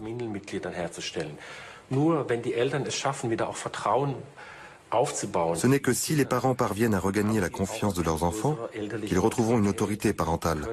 Ils pourront leur dire ce qu'ils ont le droit de faire ou pas. À Genève, la famille Bûcher a suivi avec Philippe Nielsen la thérapie familiale que teste le programme InCant. C'est une des situations qui m'avait été orientée par la justice. Quentin, qui à l'époque, sauf erreur, avait 15 ans, était en prison. Il avait été emprisonné pour trafic de cannabis. Ça a été un réel choc, même si on savait qu'il fumait, comme tous les jeunes fument. Je crois que quand on voit la police fouiller la chambre de son fils, la mettre à sac pour chercher... Au début, on n'a pas vraiment réfléchi à ce qu'on voulait. On voulait quelqu'un qui nous aide et puis qu'on puisse travailler là-dessus parce que on était tous en détresse, quoi. On est arrivé ici pour moi, principalement, et le problème, il n'était pas qu'à mon niveau, je trouve, personnellement, c'était sur la famille. On est divorcés depuis plus de 10 ans, et je pense qu'il y avait aussi un contentieux entre nous deux, il y avait plein de choses à régler, et finalement, c'est vrai. Lui, c'était juste la pointe de l'iceberg. J'ai pas pu arrêter complètement, mais je fume toujours, mais c'est quand même, ça m'a fait un gros chose positive, on va dire. Par exemple, si je dois aller travailler, je vais plus fumer, tandis qu'avant, en cours, par exemple, j'y allais. L'intensité de la dépendance, et vous faites un histogramme, le premier produit qui a le pouvoir de dépendance le plus élevé, c'est le tabac. Suivi ensuite par la cocaïne, troisième position l'héroïne, quatrième position l'alcool, et le dernier, c'est le cannabis. Ce qui expliquerait pourquoi une part non négligeable des 3 millions d'Européens qui consomment quotidiennement du cannabis ne rencontrent aucun des problèmes habituellement associés à une dépendance aux drogues. Les usagers réguliers qu'on a interviewés sont majoritairement des usagers quotidiens. Et pour le regard de santé publique, sont des usagers qui sont très intensifs. Puisque dans le groupe, on a des gens qui peuvent fumer jusqu'à 20 joints par jour. Pour la grande majorité, on est dans une consommation de 5 à 6 joints quotidiens. Pour eux, qui sont majoritairement des gens qui sont insérés, qui ont réussi leurs études, qui travaillent, le cannabis ne leur a pas posé de difficultés sociales. C'est-à-dire que ça les a pas empêchés de conduire leur vie comme ils l'entendaient. Selon moi, une consommation intensive, même si le sens d'intensif peut être discuté, disons une consommation quotidienne, a sûrement des conséquences, mais n'implique pas forcément des performances diminuées. C'est comme pour l'alcool. Même avec une consommation régulière, on peut rester tout à fait capable d'accomplir de nombreuses tâches. Ça dépend des individus, en fait, de la façon dont la consommation de cannabis s'intègre dans le quotidien. Donc on ne peut pas fixer un seuil de quantité. Cependant, il y a une chose qu'on peut dire clairement. La consommation de cannabis est problématique lorsqu'elle commence très tôt, dans l'adolescence. Les dangers d'une consommation précoce sont sans aucun doute le point sur lequel les chercheurs de tous horizons semblent s'accorder. La période de la préadolescence à la fin de l'adolescence est une période tout à fait cruciale en termes de maturation cérébrale. Le rôle des cannabinoïdes au cours de cette période-là commence à être un tout petit peu étudié, et pour l'instant encore relativement mal connu, mais manifestement le système endocannabinoïde joue un rôle dans cette maturation-là. Lorsqu'on expose des rats au cours de la période péripubertaire, donc des rats adolescents, on observe des modifications à très long terme chez le rat devenu adulte et qui concernent notamment des anomalies de filtrage sensoriel, des anomalies attentionnelles, des anomalies dans les interactions sociales. On sait que les mêmes tests faits chez des rats qui ont été exposés cette fois-ci avec les mêmes doses, même durée, mais à l'âge adulte, induisent un profil d'anomalie complètement différent et beaucoup plus minime. N'interviennent pas au niveau de la dépendance. En fait, la dopamine serait une sorte d'esclave d'un système qui se trouve au-dessus d'elle, en amont d'elle, et qui fonctionne avec deux autres neuromodulateurs qui seraient la noradrénaline et la sérotonine. Vous avez un système noradrénergique qui est extrêmement réactif, qui intervient sur votre vigilance, sur la façon dont vous regardez l'environnement, et un autre système sérotoninergique qui, lui, est chargé de vous protéger, de protéger votre cerveau contre les événements extérieurs. Et ce que nous pensons avoir trouvé, c'est que lorsque l'on prend des drogues de façon répétée, on active ces deux systèmes et que la conséquence biologique de cette activation, c'est un découplage. C'est-à-dire que chaque système qui normalement est contrôlé par l'autre et réciproquement, eh bien chaque système devient autonome et il part tout seul, soit vers une pulsion très forte, vers quelque chose, et d'un autre côté, un sérotoninergique qui ne réagit plus, c'est-à-dire qu'il n'y a plus de contrôle des impulsions. Donc là, vous êtes dans la pharmacodépendance. À l'appui de cette nouvelle théorie, l'équipe de Jean-Paul Tassin a démontré que les amphétamines, la cocaïne, l'héroïne et l'alcool entraînent ce découplage. En ce qui concerne le cannabis, eh bien, quand on a essayé de l'injecter à plusieurs reprises, comme on fait pour les autres produits, aux animaux, c'est pas du cannabis qu'on a injecté, mais du tétrahydrocannabinol, à ce moment-là, on n'obtient pas de découplage. Donc on a la notion que le tétrahydrocannabinol en tant que tel ne peut pas entraîner de dépendance. Mais l'exemple du tabac est venu nuancer cette affirmation. La nicotine, eh bien, en tant que telle, elle est considérée comme étant le produit actif du tabac. Or, si on prend la nicotine toute seule, chez l'animal, il n'y a pas de découplage. Il se trouve qu'il y a 3000 autres composants dans le tabac et que parmi eux, il y a ce qu'on appelle des inhibiteurs de monoaminoxydase. Et si on mélange la nicotine et ces produits et qu'on les injecte à l'animal, à ce moment-là, on a le découplage. Dans le cas du cannabis, on est aussi dans cette situation et on peut très bien imaginer que celui qui prend du hashish avec du tabac va donc obtenir un découplage et que le hashish, du coup, va devenir addictif par rapport à l'association qui a été faite entre le produit et le tabac, puisqu'il est souvent fumé dans ces conditions. Donc, vous voyez, la complexité dans laquelle on se trouve, c'est-à-dire que les expériences que l'on réalise, nous, chez les animaux, avec des produits purs, et ne sont pas vraiment ceux de la vraie vie. Donc dans la vraie vie, on se trouve dans des situations qui sont toujours un peu différentes. Alors que se passe-t-il dans la vraie vie? Qui sont les patients qu'on oriente vers des services d'addictologie pour des problèmes de cannabis? Les profils habituels, ce sont des personnes qui ne consomment pas que. Alors ce qui est intéressant, c'est à l'intérieur. Quand on creuse un peu, on s'aperçoit qu'il y a une part sont des consommateurs, à peu près 40%, et 60% sont des parents. Les mères qui, et c'est pas du tout un cliché, retournent les poches de leurs enfants avant de mettre dans la machine, ils trouvent une petite barrette de shit, ils appellent complètement affolés, etc. Ouais, je fume plusieurs joints par jour. À l'école, c'est dur d'enregistrer quelque chose en état défoncé. Partout, les campagnes, tout, c'est sur les jeunes parce que c'est massif, effectivement. C'est massif au niveau de l'expérimentation, c'est-à-dire que j'essaye, c'est festif, j'essaye, et puis voilà, puis bien souvent ils arrêtent. Même si on écrit ce qu'on entend, c'est clair, à la fin de la journée, on n'a rien enregistré. Moi, j'ai fait un trimestre comme ça. Il y a eu une campagne cannabis à destination des jeunes, la majorité des appels étaient des 35-45 ans. On on essaie de savoir les raisons pour lesquelles la personne consomme, etc., il y a un certain nombre d'appels où c'est suffisant. C'est-à-dire quelque part, c'est mieux appréhender une situation dans laquelle je me trouve quand je consomme, reposer finalement ses propres repères et prendre conscience de ce que je fais. Mais des cas, c'est pas suffisant. Donc effectivement, là, on a une orientation.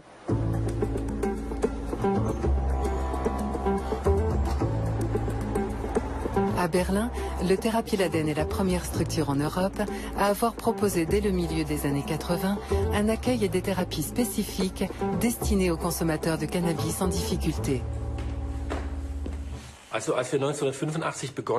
Quand on a commencé en 1985, on était une institution assez exotique parce que l'aide aux toxicomanes s'adressait surtout aux héroïnomanes.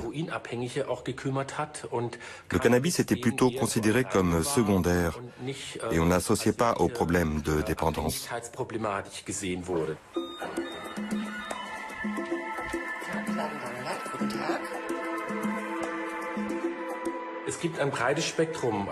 Le panel des gens qui viennent est assez large. Des jeunes à partir de 14 ans jusqu'à des personnes d'une cinquantaine d'années. Nous touchons tous les âges. Les consommateurs de cannabis en difficulté qui nous consultent ont en moyenne 25 ans. Ils ont une dizaine d'années de consommation derrière eux et rencontrent des problèmes depuis quelque temps déjà.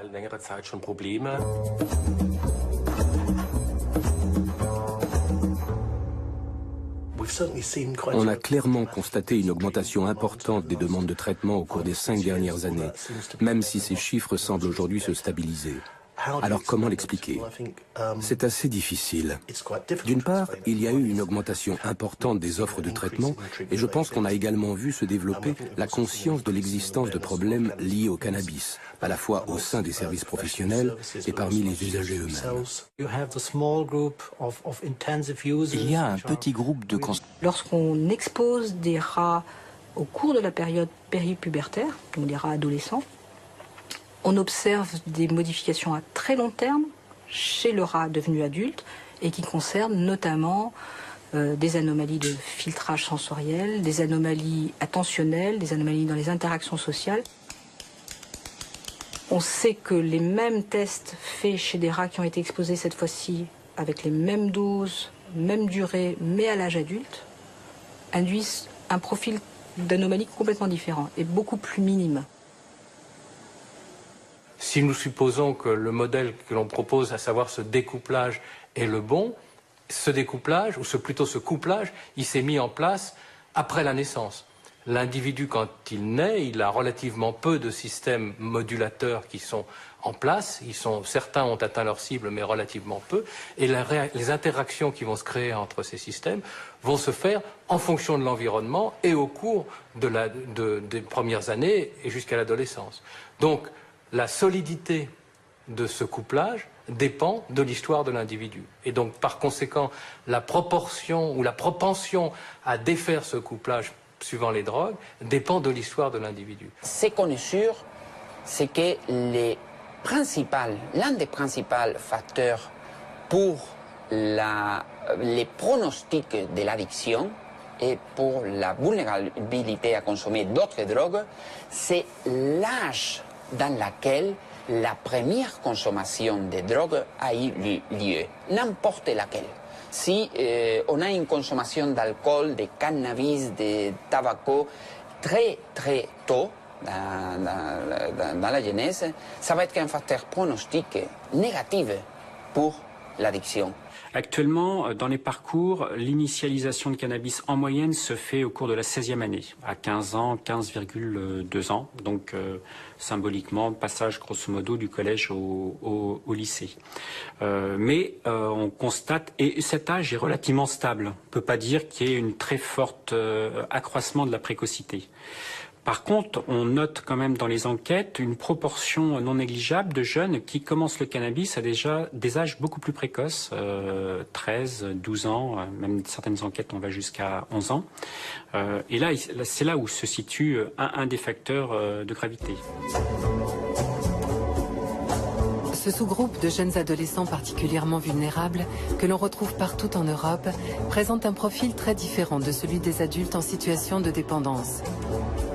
À Paris, au centre Émergence, Olivier Fan dirige une consultation qui leur est entièrement consacrée. On accueille sur la consultation jeunes usagers, les adolescents. Un syndrome dépressif discret mais existant. Comment cette dépendance est-elle vécue par ceux qui cherchent à s'en débarrasser? Histoire d'Élodie, 33 ans. Je suis la maman de 2 enfants. En fait, ça faisait très longtemps que je fumais, depuis que j'avais l'âge de 15 ans à peu près. Chaque grossesse et premiers mois à la maison avec le nourrisson ont été des périodes de sevrage que j'ai très bien vécues. Et il y avait toujours un moment où je me disais, ah bah tiens, une petite taffe, exceptionnellement. Et rapidement, je replongeais dans un usage excessif et sans mesure. Quand j'ai vu que malgré tout l'amour que je pouvais porter à mes enfants, c'était pas suffisant pour m'empêcher de fumer. Ça m'a quand même vraiment inquiétée. Sans parler voilà, que ça avait une tendance aussi à m'isoler, à me rendre un petit peu paranoïaque en fait.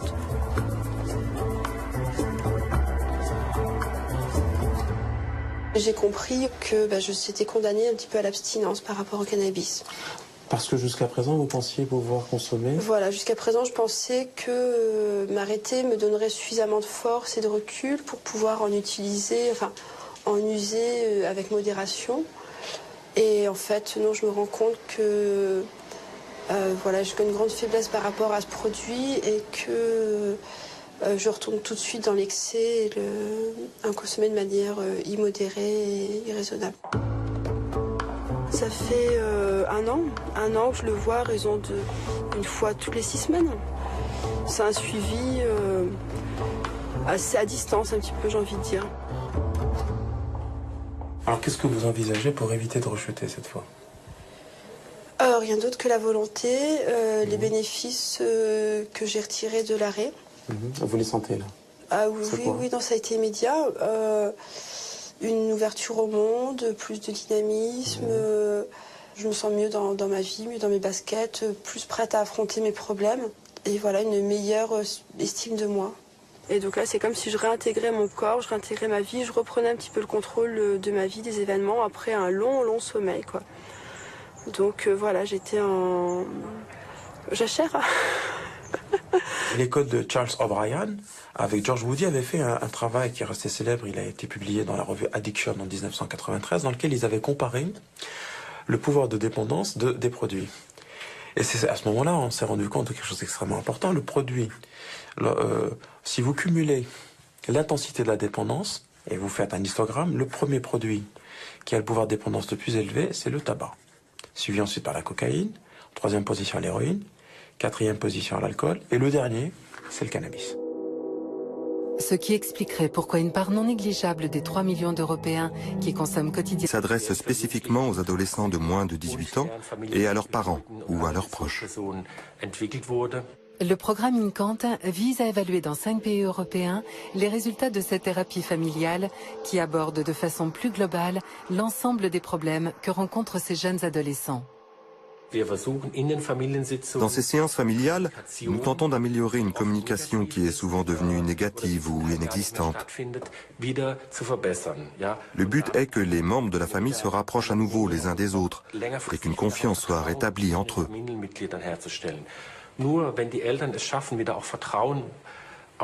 Ce n'est que si les parents parviennent à regagner la confiance de leurs enfants qu'ils retrouveront une autorité parentale et pourront leur dire ce qu'ils ont le droit de faire ou pas. À Genève, la famille Bûcher a suivi avec Philippe Nielsen la thérapie familiale que teste le programme INCANT. C'est une des situations qui m'avait été orientée par la justice. Quentin, qui à l'époque, sauf erreur, avait 15 ans, était en prison. Il avait été emprisonné pour trafic de cannabis. Ça a été un réel choc, même si on savait qu'il fumait, comme tous les jeunes fument. Je crois que quand on voit la police fouiller la chambre de son fils, la mettre à sac pour chercher... Au début, on n'a pas vraiment réfléchi à ce qu'on voulait. On voulait quelqu'un qui nous aide et puis qu'on puisse travailler là-dessus parce que on était tous en détresse, quoi. On est arrivé ici pour moi, principalement, et le problème, il n'était pas qu'à mon niveau, je trouve, personnellement. C'était sur la famille. On est divorcés depuis plus de 10 ans. Et je pense qu'il y avait aussi un contentieux entre nous deux. Il y avait plein de choses à régler. Et finalement, c'est vrai. Lui, c'était juste la pointe de l'iceberg. J'ai pas pu arrêter complètement, mais je fume toujours. Mais c'est quand même, ça m'a fait un gros chose positive, on va dire. Par exemple, si je dois aller travailler, je vais plus fumer. Tandis qu'avant, en cours, par exemple, j'y allais complètement arraché. Et dans toute la démarche de Philippe Nielsen, il nous a appris quand même à mettre des règles et un cadre, mais également à nous repositionner par rapport à ça, à ouvrir notre vision, pas pour autoriser, mais pour en tout cas en discuter.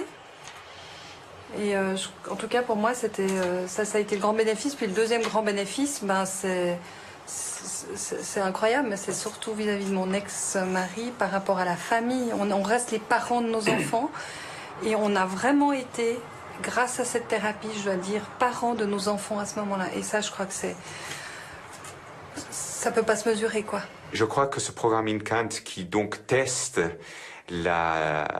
l'efficacité d'une forme de thérapie familiale, mais aussi extrafamiliale sur sol européen, je crois donne un autre souffle à la prise en charge des jeunes avec ces problèmes-là aujourd'hui. Différent de celui des adultes en situation de dépendance. À Paris, au Centre Émergence, Olivier Fan dirige une consultation qui leur est entièrement consacrée.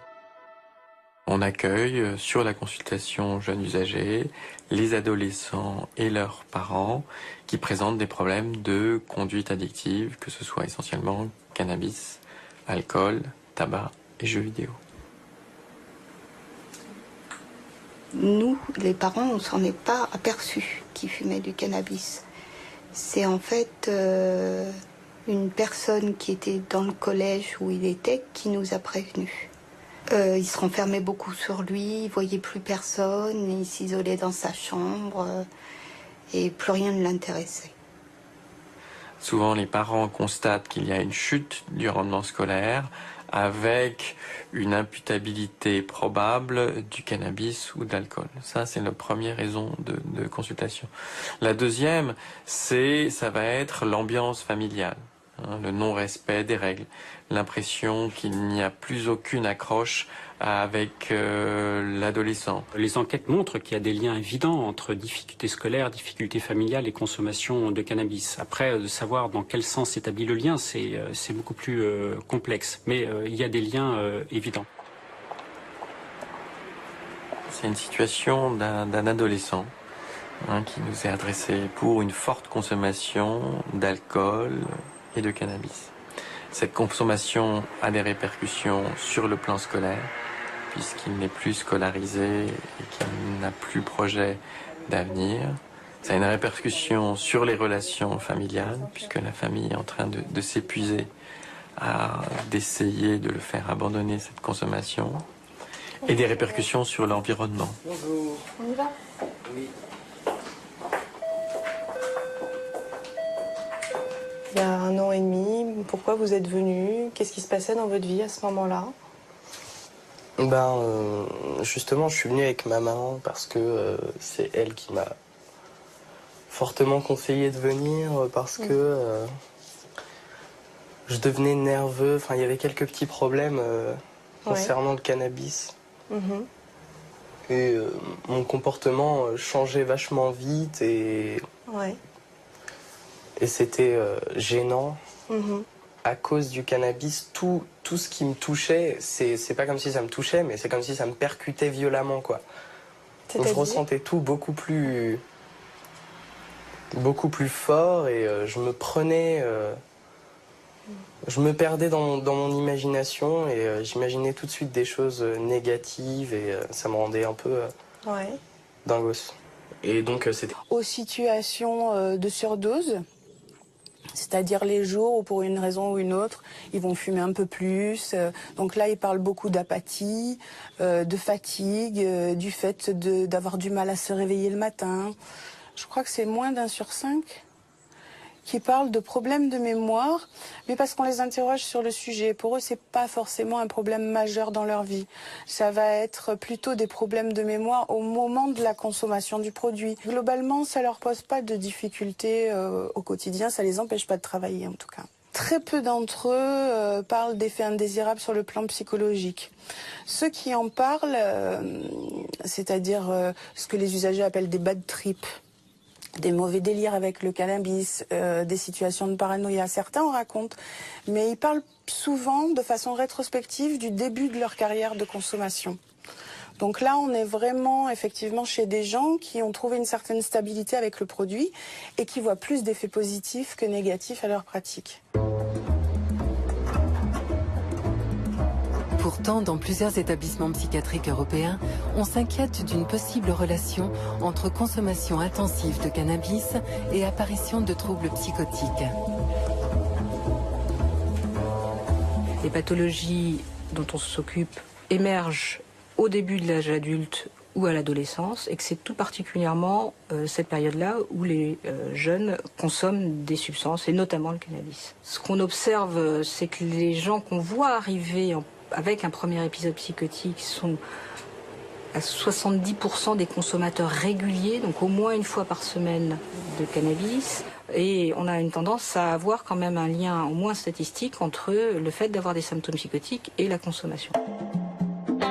À Londres, John Wheaton effectue des recherches à l'Institut de psychiatrie Maudsley. Il a également signé le chapitre de la monographie de l'OEDT consacrée aux effets de la consommation de cannabis sur la santé physique et mentale. La relation entre cannabis et psychose est un sujet débattu dans la littérature scientifique depuis déjà plus d'un siècle. Au début du XXIe siècle, un certain nombre d'études en Nouvelle-Zélande, en Australie, aux Pays-Bas et en Allemagne ont établi l'existence d'un lien entre consommation régulière de cannabis et développement ultérieur de psychose. Pourtant, si on considère le nombre de cas de schizophrénie déclarés dans le monde occidental, ce chiffre n'a pas augmenté au cours des 30 dernières années. On est donc face à une sorte d'énigme.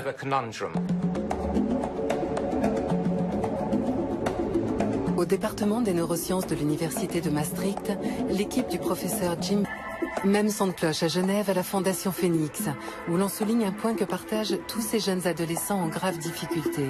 Leur consommation de cannabis n'est qu'un des éléments d'une situation par ailleurs complexe. On a de plus en plus de jeunes, comme chez les adultes aussi, de multi-usages, de jeunes qui vont utiliser massivement le cannabis et l'alcool ou l'ecstasy. Et puis, dernier changement, c'est aussi la quantité consommée. On a des jeunes aujourd'hui qui consomment massivement. C'est pas sur la durée d'une soirée. C'est à jeun, massif, pour obtenir un effet maximal. Et donc, il y a aussi, de par ce type de consommation, vraiment une prise de risque qui est inhérent et qui est nouveau. Il y a toujours avec ça un contexte familial qui est malmené ou qui malmène le jeune. Typiquement, un conflit entre parents majeur, massif, dans la durée, que le couple soit marié ou non, peu importe, mais des scènes à répétition avec violence verbale ou violence physique fait partie de ce portrait, alors tout à fait classiquement. Un mauvais lien entre parents et enfants à l'adolescence est aussi un des signaux vraiment de caractéristiques de ce profil-là. On ne peut pas se borner à donner une réponse pour le cannabis et omettre les autres éléments, puisqu'elles se nourrissent mutuellement. Alors, quel type d'aide peut-on proposer pour ce groupe qui concentre à lui seul l'essentiel des problèmes graves liés au cannabis ? L'offre la plus importante pour nous, qui est étudiée en ce moment dans le cadre du projet InCant, c'est la thérapie familiale multidimensionnelle, qui s'adresse spécifiquement aux adolescents de moins de 18 ans et à leurs parents ou à leurs proches. Le programme InCant vise à évaluer dans 5 pays européens les résultats de cette thérapie familiale qui aborde de façon plus globale l'ensemble des problèmes que rencontrent ces jeunes adolescents. Dans ces séances familiales, nous tentons d'améliorer une communication qui est souvent devenue négative ou inexistante. Le but est que les membres de la famille se rapprochent à nouveau les uns des autres et qu'une confiance soit rétablie entre eux. Ce n'est que si les parents parviennent à regagner la confiance de leurs enfants qu'ils retrouveront une autorité parentale et pourront leur dire ce qu'ils ont le droit de faire ou pas. À Genève, la famille Buchet a suivi avec Philippe Nielsen la thérapie familiale que teste le programme InCant. C'est une des situations qui m'avait été orientée par la justice. Quentin, qui à l'époque, sauf erreur, avait 15 ans, était en prison. Il avait été emprisonné pour trafic de cannabis. Ça a été un réel... Dans nos recherches, par exemple, on a mis en évidence des modèles dans lesquels les souris vont montrer un plaisir induit par le cannabis après l'administration. On administre du THC à une souris et on l'enferme dans un compartiment. Plus tard, on lui administre un produit neutre et on l'enferme dans l'autre compartiment. On reproduit le cycle plusieurs fois et le jour de l'expérience, on lui laisse libre accès aux deux compartiments. Cette souris manifeste un goût prononcé pour le THC. On a aussi montré comment des dérivés de cannabis vont être auto-administrés par une souris. Ça veut dire les souris, de la même façon que l'homme, va chercher la drogue, va s'auto-administrer de la drogue et va à présenter des rechutes dans l'administration de cannabis, même après de longues périodes d'abstinence. Ça veut dire qu'il y a un comportement addictif du cannabis qui peut être aussi mis en évidence dans des modèles chez les rongeurs. En fait, la question reste très débattue. Les mécanismes en jeu dans les phénomènes de dépendance sont au cœur des recherches les plus récentes en neurobiologie. Et chaque nouvelle découverte peut remettre en question l'interprétation des résultats précédents. Si l'animal s'auto-administre un produit, ça ne veut pas dire, et nous pensons que non, que ce produit est addictif. Ça veut dire qu'il peut entraîner une certaine satisfaction qui pousse l'animal à aller reprendre du produit, mais pas forcément la pharmacodépendance. Ce qui s'est passé il y a quelques années, c'est qu'il a été montré que le plaisir était en lien avec la libération d'un neurotransmetteur, en particulier la dopamine. Et que par conséquent, c'est ça où le raisonnement peut s'être trompé, par conséquent, si la dopamine intervient dans la fabrication du plaisir, elle est donc responsable de la fabrication de la dépendance. Ce qu'on est en train de montrer, c'est qu'effectivement, la dopamine intervient dans le plaisir, mais qu'il y a beaucoup de chances pour que cette dopamine qui intervient dans le plaisir n'intervienne pas au niveau de la dépendance.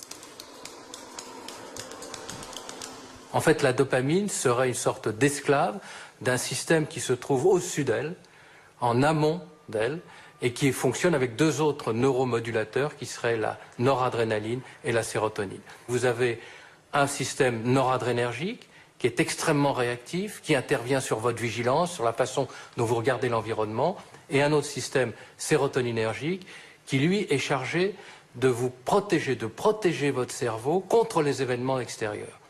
Et ce que nous pensons avoir trouvé, c'est que lorsque l'on prend des drogues de façon répétée, me donnerait suffisamment de force et de recul pour pouvoir en utiliser, en user avec modération.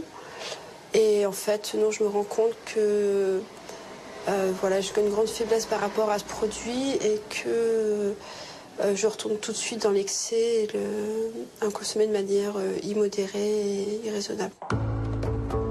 Ça fait un an que je le vois à raison d'une fois toutes les 6 semaines. C'est un suivi assez à distance, un petit peu, j'ai envie de dire.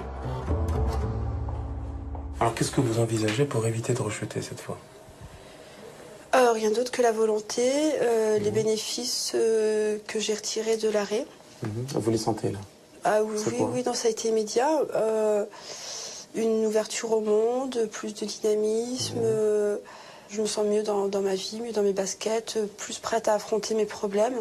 Et voilà, une meilleure estime de moi.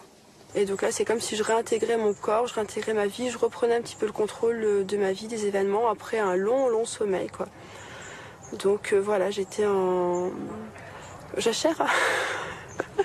L'école de Charles O'Brien, avec George Woody, avait fait un travail qui est resté célèbre. Il a été publié dans la revue Addiction en 1993, dans lequel ils avaient comparé le pouvoir de dépendance des produits.